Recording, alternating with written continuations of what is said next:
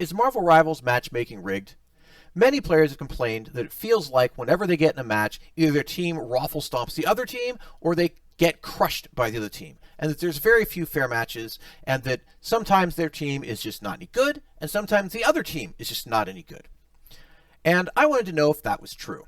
So I set out to do some data analysis. So with proper data analysis, we share our data and methodology. So to start with, I used 616 matches. I pulled them from silver and gold.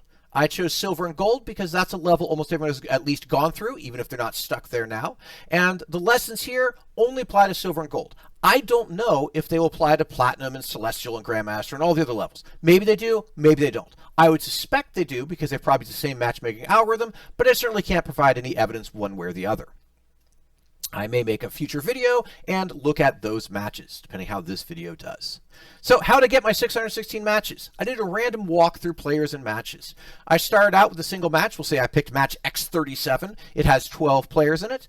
I evaluate that match. Then I find all the matches that those 12 players have participated in, add all those matches to my match pool. Not all of them. There are 200 most recent matches. So if people are playing a lot, I only got 200 of their matches. And then I randomly select from my new expanded pool. I evaluate the match I select, I go through that, and I get all 12 of those players' matches, add all those matches to my pool, and then again select randomly from my pool and move on. So I'm randomly selecting from my pool, but I am doing a walk through player matches. So it's like 6 degrees of Kevin Bacon here. So there is a limitation, and that is it. I only use matches that have 2 heroes used per player. In other words, if you played Black Widow and Groot and Magneto, I did not include your match because I originally collected this data because I was trying to do a different statistical analysis, and I needed data that I could only get from matches where each person played 2 or fewer heroes. So if every person only played 1 hero, or some people played 2 and some people played 1, then that match is in my data set. If people played a lot of heroes, that match is not in my data set. That should not really influence the results. If people are scrambling from hero to hero, that often means that their team is falling apart and they're trying everything that works, or maybe they're just having a bad game. They're trying to find everything that works. But in general, a lot of matches just have 1 or 2 heroes chosen anyway. So not too worried about that limitation. I looked at 2 things. I looked at final hits, which counts how many kills were made by each person on your team, and then I get a total for how many final hits were made in the team. That does not include suicide, so it's not exactly the same as other teams' deaths. So if somebody ran off the edge of the map, either purposefully or accidentally, that doesn't get counted as a kill for the other team. Score. Final metric I used is a semi-hidden metric that Marvel Rises uses to determine your level. Right, so if you are, say, a gold 1 player, that means that you are, quote unquote, level 9, and that gives you a maximum score of, if you're 44 points into gold 1, then you would have a score of 3,844. So it seems like that number starts at 3,000, and then you get 100 points for every rank you climb. So why 616 matches? Well, the answer is I had to pick a sample size that would be useful and representative of my data, because there's millions of matches played every day, and I have to have a proper sample size. So when I look at my sample size, my data is strongly overdispersed, which is a fancy way of saying that the variance is significantly greater than the average. So I can't use a Poisson model. I can't use Cochrane's proportion. My data is also discrete instead of continuous. So that's another limitation in which formula I use to estimate my sample size. If I could use Cochrane's formula, I'd just get 386 samples and be done with it. I couldn't, so I used the large sample mean estimation formula, which is shown here on the screen. N is the sample size that I need to meet my requirements, and then my requirements are the elements of the formula. So zeta sub alpha over 2 is my reliability factor for my confidence interval. Confidence interval is just how confident you want to be in your results.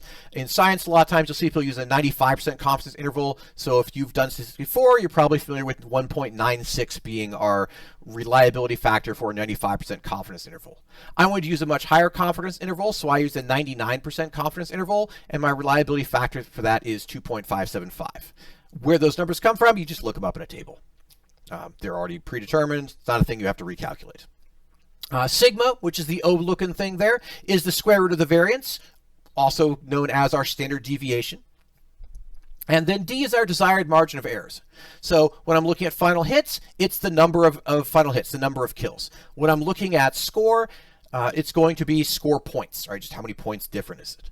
So for my samples, I used 2 kills because 2 kills is a very small difference between scores. And it was, in fact, the smallest difference that I had in my sample set. And then when I looked at score, the scores that I got, I used 23, and the reason for that is that put me within 2 standard deviations of my average. So that was a sample size or a limitation that gave me a very small margin of error. So I was pretty comfortable with that. So what did I get? So that was a bunch of math crap. You probably didn't care a lot about that. But what did I get? What's the results here? Well, first of all, final hits matter. Right? That may not be something used in the formula, but it has a very strong correlation. Remember, correlation is not causation, but it has a very strong correlation to who wins. Killing is everything, right?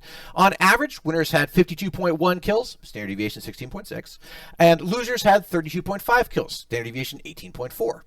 And the important thing here is the winner had the most kills 94% of the time. If you killed more of the other team than they killed of you, you're almost certainly going to win, right? I would certainly bet on it. Right? The least lethal team won 5.68% of the time. You can win without killing most of the team. Right? So that's final hits. Right? Killing matters. But that doesn't tell us a lot about matchmaking. What's the matchmaking do? What's happening? Am I really being set up to fail or to win by the matchmaker? And the answer is yes. Nothing you do matters. Team scores are set at the beginning of the game and pretty much tells you who's going to win.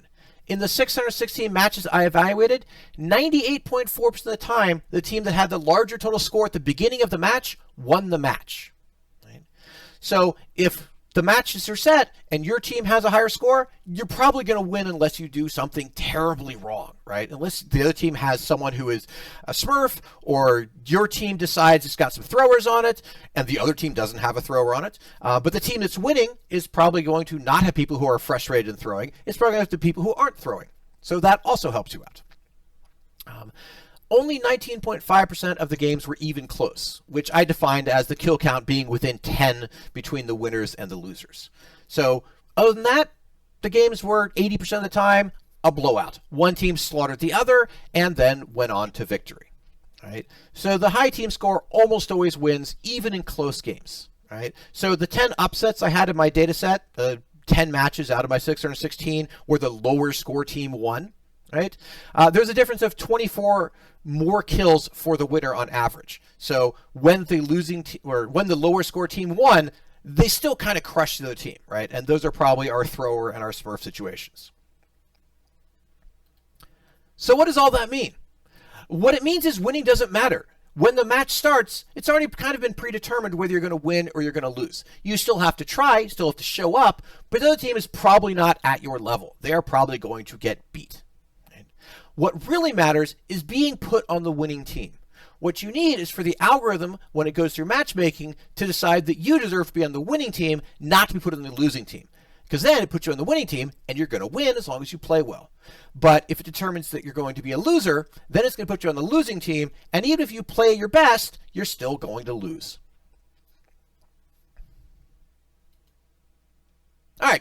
Check my work. It could be I'm wrong. I could have made a mistake in my code. I wrote this over the weekend. I could have made a mistake in my math. It's also possible that the data I got from Marvel Rivals is corrupted. Maybe they're on to people pulling data off and they're tweaking the data somewhere. I don't think any of that is true, but it's always possible. So you can check my work. I have uploaded all of the matches that I collected in JSON format. You can pull them off of FileBin, and you can write your own analysis software, or if you have a lot of free time, you can get pencil and paper out and go through and check my work and see what's going on yourself. But I'm fairly convinced that the matchmaker is setting me up to win or lose at the beginning of the match, and what I'm trying to do now is figure out how I get put on the winning team, not how I win the match.